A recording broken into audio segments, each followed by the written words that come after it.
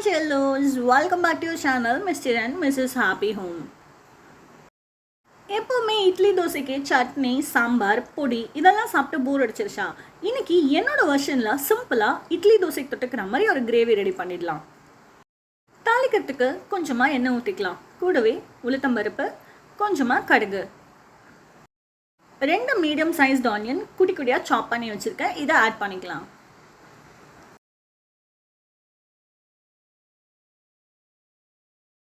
ஃப்ளேவருக்காக கொஞ்சமாக கருவேப்பிலை. ஆனியனுக்கு டபுள் த போர்ஷன் நான் டொமேட்டோ ஆட் பண்ணுறேன். கொஞ்சமாக மஞ்சத்தூளும் இந்த கிரேவிக்கு தேவையான உப்பும் ஆட் பண்ணி நல்லா வதக்கிக்கலாம்.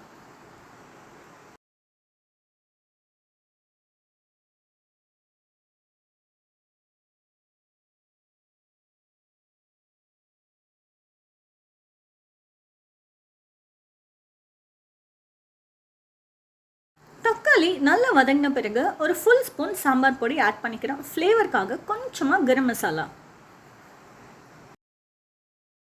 இது எல்லாத்தையும் சேர்த்து நல்லா வதக்கிட்டு நல்லா தாராளமாகவே தண்ணி விட்டுக்கலாம்.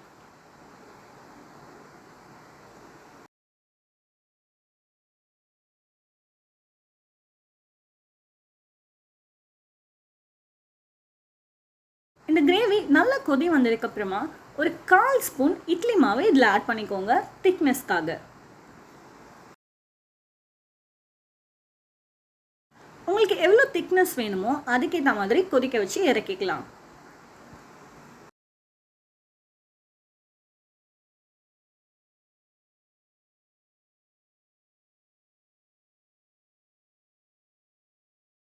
ஃபைனலாக கார்னிஷிங்காக சாப் பண்ணி வச்சுருக்கிற கொத்தமல்லி இலைங்க.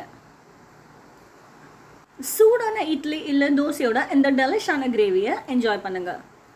இந்த வீடியோ உங்களுக்கு பிடிச்சிருந்ததுன்னா மறக்காமல் mister and missus happy home சேனலுக்கு சப்ஸ்கிரைப் பண்ணிக்கோங்க. மறக்காமல் உங்களோட கமெண்ட்ஸ் அண்ட் ஃபீட்பேக்ஸ் ஷேர் பண்ணுங்கள். தேங்க்யூ.